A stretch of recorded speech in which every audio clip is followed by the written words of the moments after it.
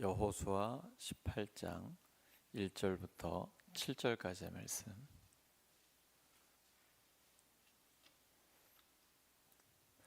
여호수아 18장 1절부터 7절까지 다 함께 읽습니다. 시작.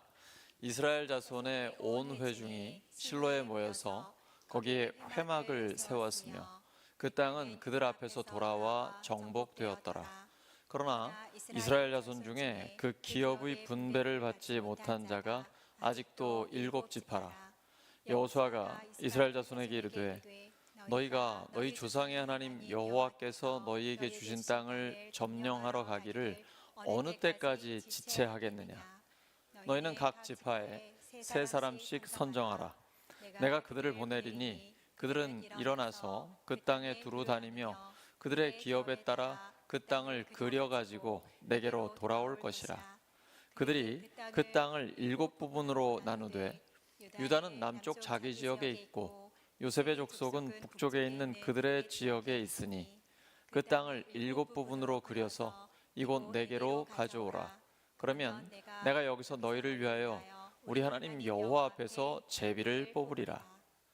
레위 사람은 너희 중에 분깃이 없나니 여호와의 제사장 직분이 그들의 기업이 됨이며 갓과 루벤과 므낫세 반 지파는 요단 저편 동쪽에서 이미 기업을 받았나니 이는 여호와의 종 모세가 그들에게 준 것이니라 하더라. 아멘. 믿음은 움직인다. 믿음은 움직인다라는 제목으로 하나님 말씀 전하겠습니다. 하나님께서 은혜를 주셔서 이스라엘 백성이 가나안 땅을 정복하게 되었습니다. 하지만 유다 지파와 요셉 지파는 자신들이 가나안 족속들을 쫓아내야 되는데 그렇게 하지 않았습니다. 더군다나 철병거가 그들에게 있어서 상대적으로 열세라 두려워서 떨고 있는 상태입니다. 그리고 나머지 7지파는 하나님이 약속하신 그 땅을 여전히 차지하지 않고 있습니다. 그냥 현실에 안주하고 있는 것입니다. 그래도 약속의 땅에 들어왔으니까 이 정도면 됐지 뭐. 저기까지 가면 우리가 어떤 희생을 치러야 될지 모르고 너무 위험할 수 있다. 그래서 그냥 머뭇거리고 있는 것입니다. 이때 여호수아가 중요한 결단을 내리게 됩니다. 18장 1절을 보시면 이스라엘 자손의 온 회중이 실로에 모여서 거기에 회막을 세웠습니다. 회막이란 무엇입니까? 만날 회자, 하나님을 만나는 곳입니다. 바로 예배의 장소입니다. 지도자 여호수아는 지금 위기 상황에 봉착해 있을 때 자기가 이 문제를 해결하려고 하지 않습니다. 가나안 땅에 들어오기는 했습니다. 하나님이 도와주셔서 여리고 성도 무너지고 아이 성도 차지하고 나름대로 땅 전체를 정복은 했어요. 근데 여전히 그 안에 가나안 족속들이 있거든요. 이거 쫓아내야 되고 하나님이 약속하신 땅에 들어가서 밟아야 됩니다. 하나님이 다 주셨다라고 말씀하셨거든요. 근데 안 하고 있는 거예요. 지체하고 있어요. 이때 백성들 전체를 예배 자리로 모읍니다.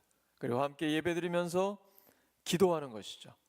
모든 문제를 송두리째 하나님께 맡겨드리는 것입니다. 어떤 인간적인 해결을 하는 게 아니라 가장 먼저 예배로 시작하는 것입니다. 이것이 바로 신앙생활의 기본입니다. 이 기본기가 탄탄해야 영적으로 계속 성숙해 갈 수 있습니다. 하나님을 만나는 그 장소 예배의 자리에서 모든 문제는 하나님께서 해결해 주십니다. 하나님께서 분위기를 반전시켜 주십니다. 새로운 역사를 시작해 주십니다. 이제 예배를 드리고 났습니다. 그 다음에는 삶이 예배가 되어야 합니다. 그래서 결단하고 추진하게 합니다. 3절에 보시면 여호수아가 이스라엘 자손에게 이르되 너희가 너희 조상의 하나님 여호와께서 너희에게 주신 땅을 점령하러 가기를 어느 때까지 지체하겠느냐. 엄중하게 이야기합니다. 이제 그만 일어서라는 것이죠. 신앙생활을 제대로 하려면 현실에 안주하려는 것을 극복해야 합니다. 이 정도 신앙생활하면 됐지 뭐 라는 그 생각을 하면 더 이상 하나님의 약속하신 것을 우리가 얻을 수가 없습니다. 이 부분, 이 유혹을 떨치고 일어나야만 하나님께서 우리에게 약속하신 것을 차지할 수 있습니다. 하나님 우리에게 영권을 회복시켜 주시겠다고 약속해 주셨습니다. 요한복음 1장 12절이죠. 영접하는 자 곧 그 이름을 믿는 자들에게는 하나님의 자녀가 되는 권세를 주셨습니다. 완료형입니다. 이미 우리에게는 하나님의 자녀라는 권세가 주어졌습니다. 하나님이 하나님의 형상대로 사람을 만드시고 우리에게 복을 주셨습니다. 만물을 다스리라고 하셨습니다. 죄를 짓고 이걸 잃어버렸는데 예수님이 모든 죄를 대신 지시고 십자가에 죽으시고 부활하셔서 우리에게 이 영권을 회복시켜 주셨습니다. 이젠 우리가 그 영권을 활용하면 됩니다.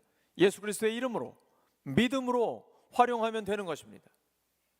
미루면 안 됩니다. 과감하게 나아가야 합니다. 사도 바울을 생각해 보세요. 그는 멈추지 않습니다. 빌립보서 3장 12절입니다.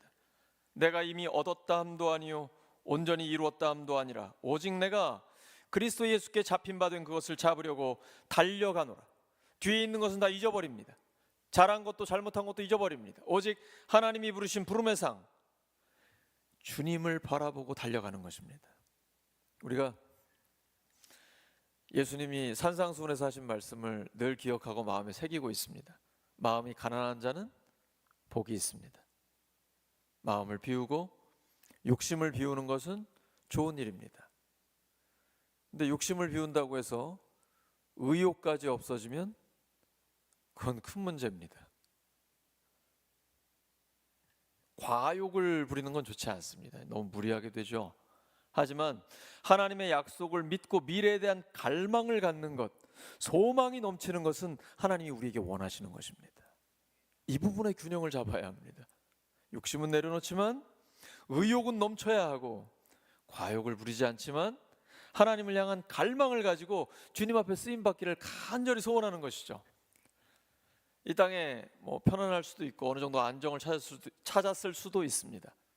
하지만 잠깐의 행복을 위해서 영원한 기쁨을 놓치는 일이 없으시기 바랍니다. 신앙생활은 영원함을 놓치면 아무것도 아닙니다. 예수님이 왜 이 땅에 오셨습니까? 마귀의 일을 멸하고 우리를 죄로부터 구원해서 영원한 생명을 주시기 위함입니다. 예수님이 오신 목적은 우리에게 영생을 주시기 위한 것입니다.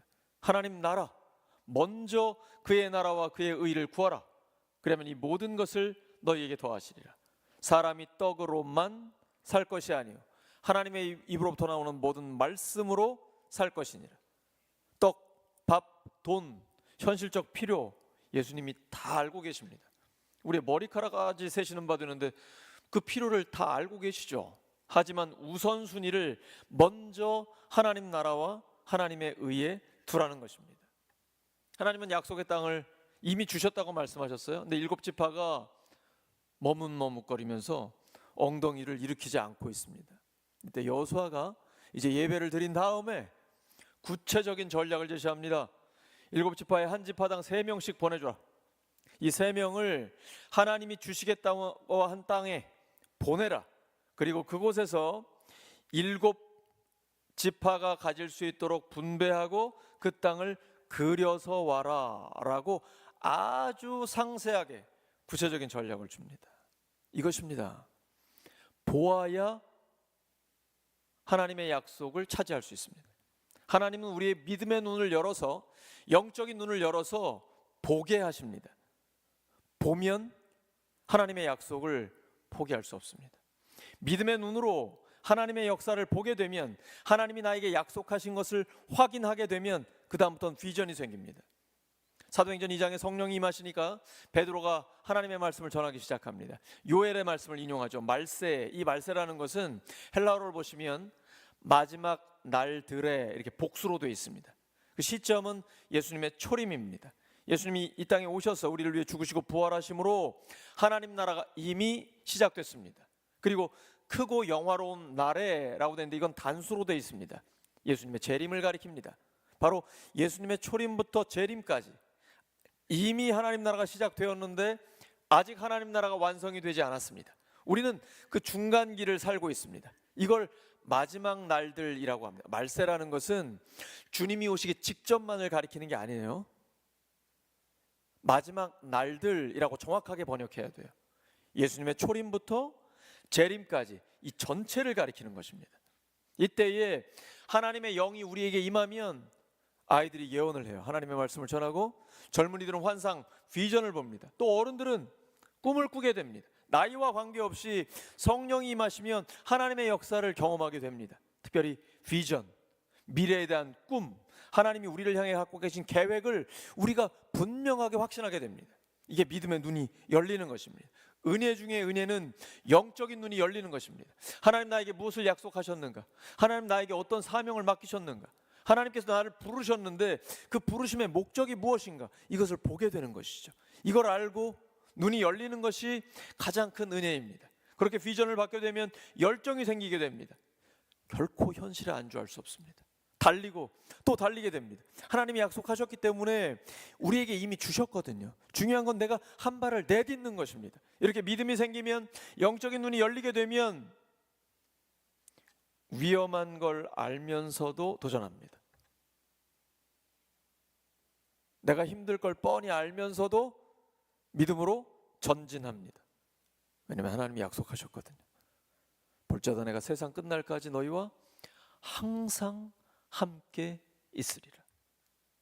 하나님의 이 약속은 100% 이루어집니다. 그래서 우리가 하나님의 약속을 믿고 한 걸음 한 걸음 전진해 나아가면 하나님께서 열어주십니다. 하나님의 때에 풀리게 되어 있습니다. 이제 윤곽이 잡힙니다. 엘리야가 봤던 손바닥만한 구름이 우리의 눈에도 보이기 시작합니다. 영적으로 민감해지셔야 합니다. 스치는 생각, 사람이 한마디 하는 것, 거기에 하나님의 사인이 있습니다. 그 사인을 붙잡고 기도로 확인하고 또 확인합니다. 그리고 확신이 들면 순종해야 됩니다. 왜냐하면 순종해야만 하나님의 복이 임하기 때문입니다. 하나님은요, 미래에 대한 거를 구체적으로 다 설명해 주지는 않으십니다. 그렇게 설명해 주시면 얼마나 좋겠어요. 성경을 보시면 그러한 상세한 설명이 안 나와요. 주의 말씀은 내 발의 등이요 내 길에 빛입니다. 오늘날 같은 LED가 아니에요. 호롱불 같은 겁니다. 밤에 그걸 비추면 내 발 바로 앞에만 보이는 거예요. 하나님의 말씀은 지금 네가 여기서 이거 순종해야 된다라고 명령하십니다. 왜냐하면 명령을 하지 않으면 우리가 이제 통박을 굴리게 되거든요. 막 생각을 해봐요. 이게 지금 계산기를 두드려 보면 맞나? 내가 이거 할 수 있을까? 막 생각이 돌아가거든요. 그럼 결국은 못할 가능성이 높죠. 그래서 하나님은 명령을 하세요. 왜냐하면 우리가 이해를 못하기 때문에, 미래에 대해서 알 수가 없기 때문에 너는 먼저 그의 나라와 그의 의를 구하라. 그럼 그냥 구하면 되는 거예요. 나머지는 하나님이 책임져 주세요. 어떻게 하시는지는 아직은 몰라요. 상세하게 우리에게 알려주시진 않아요. 근데 말씀대로 순종하고 기다려야 돼요. 짜잔, 열리기 시작합니다. 그래서 하나님은 드라마 작가십니다. 딱 그때에 주실 말씀을 주시고 우리가 순종하면 그 다음에 하나씩 하나씩 열어주십니다. 타이밍을 놓치면 그건 순종이 아닙니다. 믿음은 보이지 않는 것을 보는 것입니다. 히브리서 11장 1절이죠. 믿음은 바라는 것들의 실상이요 보이지 않는 것들의 증거입니다. 하나님 우리에게 복음을 전하고 복음에 합당한 삶을 살면서 수많은 영혼들을 구원하라는 사명을 주셨고, 우리가 하는 것이 아니라 함께 하시는 하나님이 이루어 주신다고 약속해 주셨습니다. 목장에서, 교회에서, 또 개인적으로 끊임없이 복음을 전하고 복음에 합당한 삶을 살아갑니다. 뿐 아니라 우리의 삶의 현장에서 하나님이 나에게 맡겨주신 그 일들을 해나갑니다. 직장과 사업장, 가정에서, 학교에서 하나님의 일을 감당하는 것이죠. 최선을 다하는 것입니다. 목사가 설교하는 그 마음가짐을 가지고 학생은 공부를 하고, 가정에서 살림을 하며, 직장에서 직장 생활을 하는 것입니다. 그때에 하나님께서 우리에게 하나님의 일을 보여주십니다. 열어주십니다. 한 사람 한 사람에게 주신 계획은 다를 것입니다. 근데 그 계획을 선명하게 말씀해 주십니다. 저는 저에게 주신 하나님의 계획이 있습니다. 하나님의 뜻이 있습니다. 저는 하나님의 뜻이라고 확신합니다. 근데 그걸 저는 제 아내에게도 설명할 수가 없습니다. 이건 설명의 문제가 아니에요. 성경 이야기라면 풀어서 다 말씀드릴 수 있습니다. 이거는 객관적인 전체적인 하나님의 뜻이기 때문이에요. 그런데 한 명 한 명에게 주는 하나님의 계획은 하나님과 자기만 아는 거예요.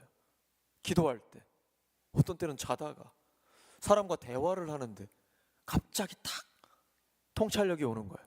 이건 하나님의 사인이다. 이때 순종해야 된다. 이 타이밍을 잡으면, 하나님의 때에 순종하면 내가 전혀 생각하지 못한 일들이 펼쳐지게 됩니다. 기대하십시오.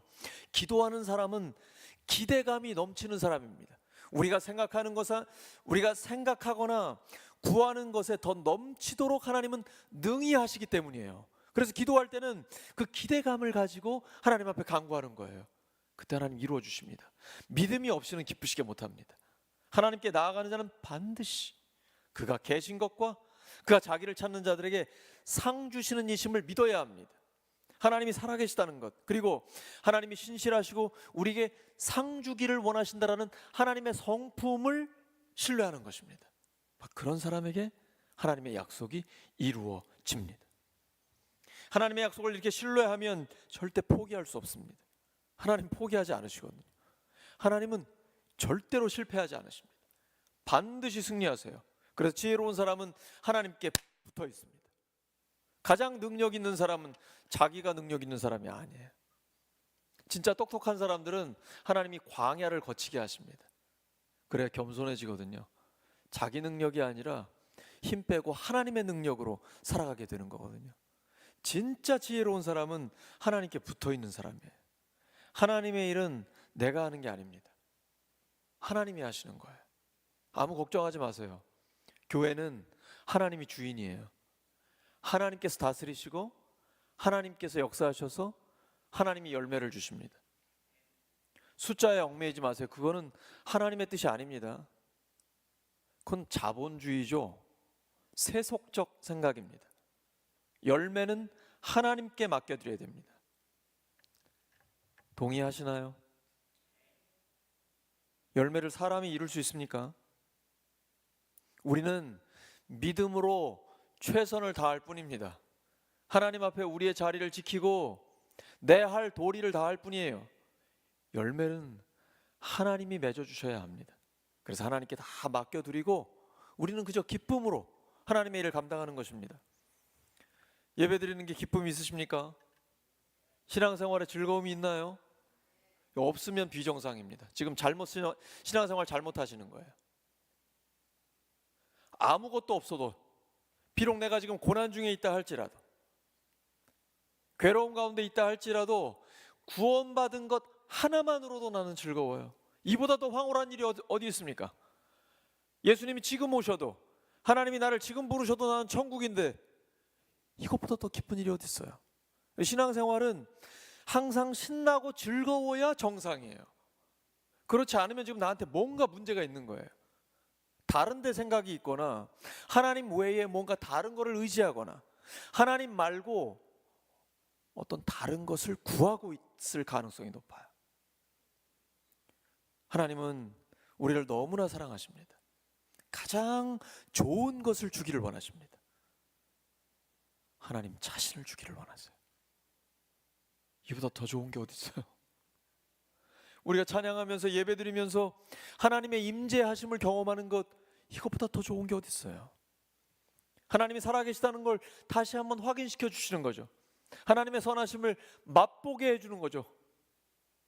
저는 빨리 천국 가고 싶어요.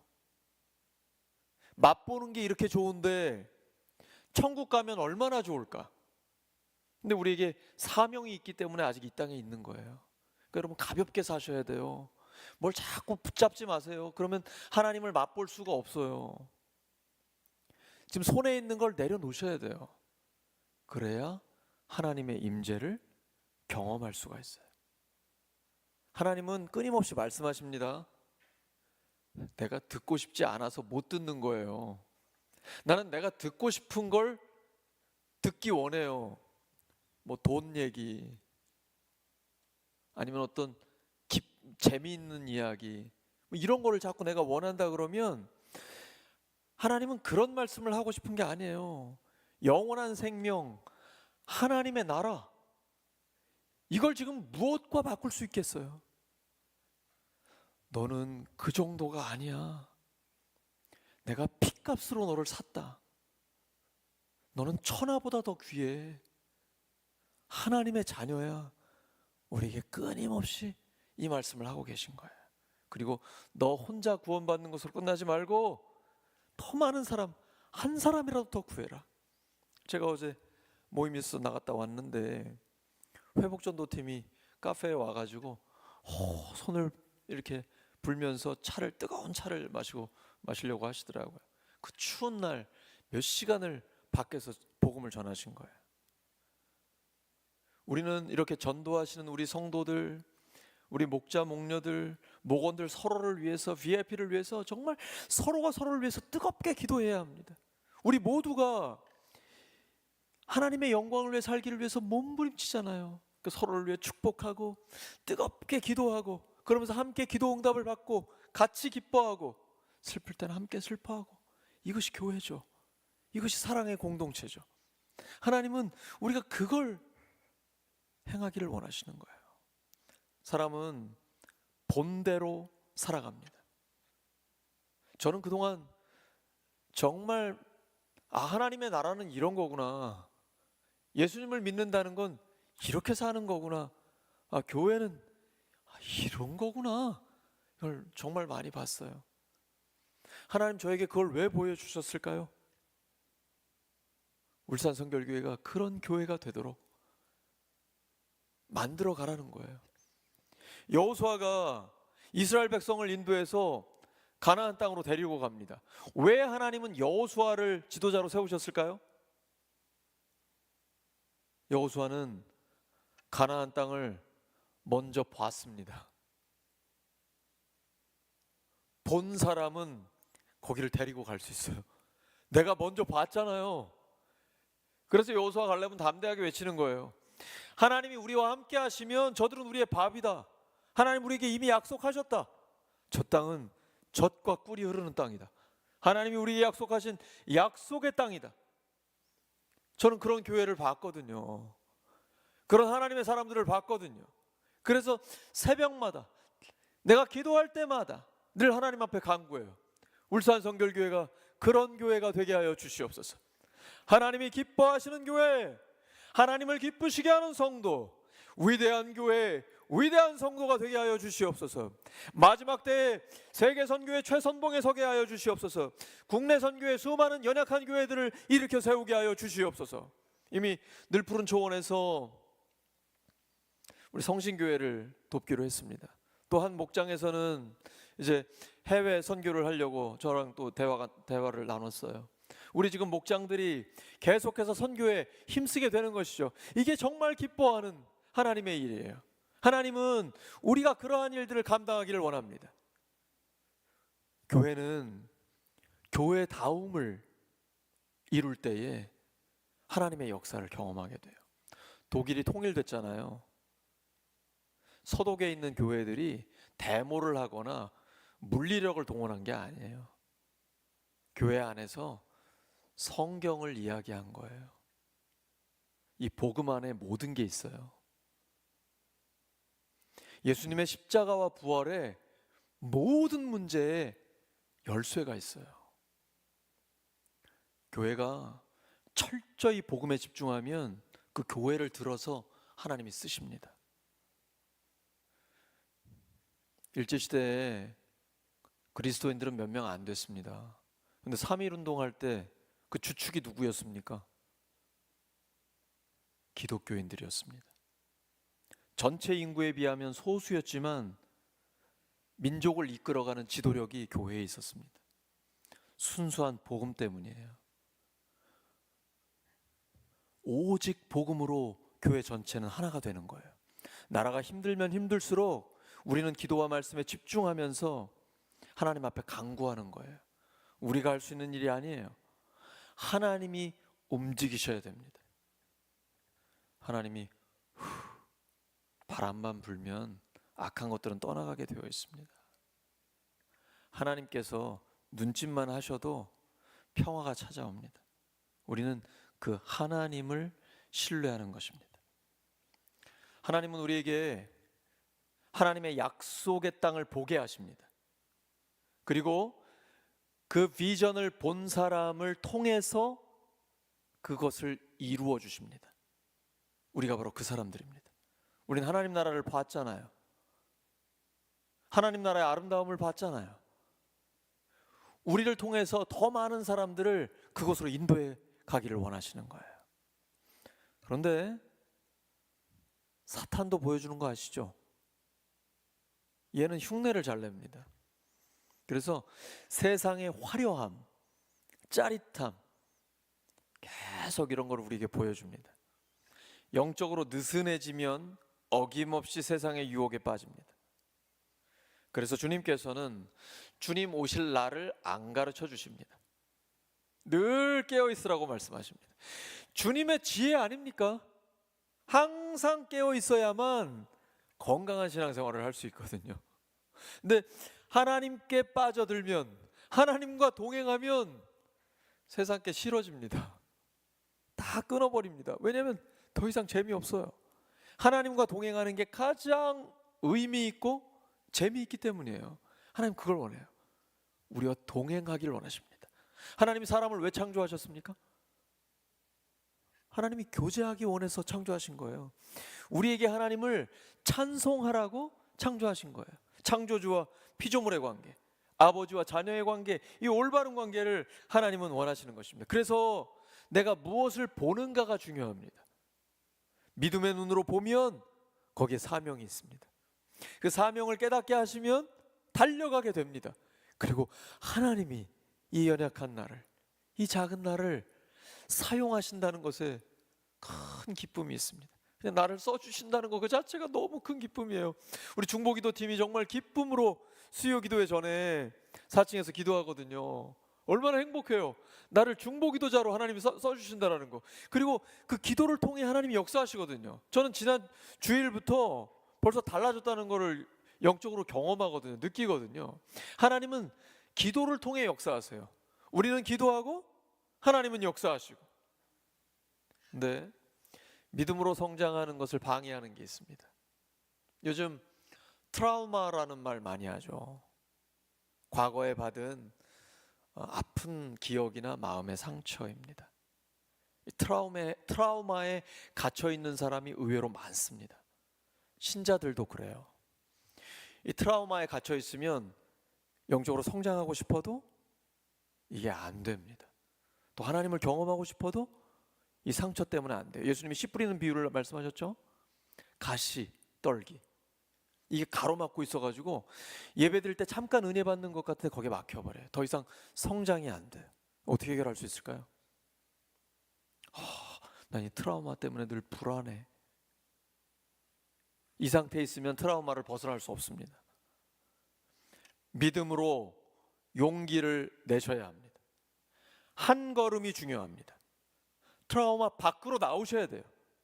그 안에 갇혀 있으면 해결이 안 됩니다. 내가 하나님을 믿고 주님, 제가 도전하겠습니다.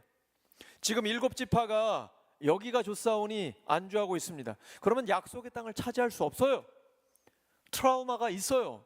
마음의 상처나 아픈 기억이 있어요. 과거에 내가 당했던 그 아픔과 슬픔이 여전히 남아 있어요. 근데 여기에 머물러 있으면 극복할 수 없어요. 믿음으로 용기를 내야 돼요. 이건 사실 심리학 용어 중에 하나이기도 하죠. 용기는 이 트라우마를 이길 수 있는 하나의 방법인데요. 믿음의 사람들에게는 이 과감한 용기와 도전이 필요합니다. 용기를 내서 믿음으로 트라우마 밖으로 나오게 되면 하나님의 은혜가 임하게 됩니다. 이기게 하십니다. 결국은 극복하게 하십니다. 과거는 과거일 뿐이에요. 신앙생활은 과거에 머물면 안 됩니다. 기도하는 사람은 철저히 미래지향적입니다. 뒤에 있는 것은 잊어버립니다. 다 털어버립니다. 하나님께서 십자가의 보혈로 깨끗하게 씻어주십니다. 우리 또한 과거에 나에게 상처 준 사람들 진심으로 용서해야 됩니다. 털어버려야 합니다. 그래야만 내 영혼이 자유함을 얻게 됩니다. 그리고 주님의 영광을 위해 달려갈 수가 있는 것입니다. 믿음의 사람은 끊임없이 갈망하고 끊임없이 도전해야 합니다. 하나님이 우리를 부르신 이유가 여기에 있습니다. 믿음으로 도전하고 하나님의 약속을 이루어 가라는 것입니다. 내가 하는 것이 아닙니다. 기도하면서 한 걸음을 내딛기만 하면 됩니다. 그러면 하나님께서 이루어 주십니다. 말씀 정리합니다. 하나님의 사람은 하나님이 약속하신 것을 미루면 안 됩니다. 미루는 것은 마귀가 하는 짓입니다. 물론 때를 분별해야 되지만 하나님의 뜻이 확실하면 미루면 안 됩니다. 바로 차지해야 됩니다. 하나님이 약속하셨기 때문입니다. 믿음은 움직입니다. 현실에 안주하지 않습니다. 영권을 회복하시기 바랍니다. 영권을 회복하시기 바랍니다. 하나님이 보여주신 것을 믿음으로 차지하는 우리 모두가 되기를 예수 그리스도의 이름으로 축원합니다. 기도합니다.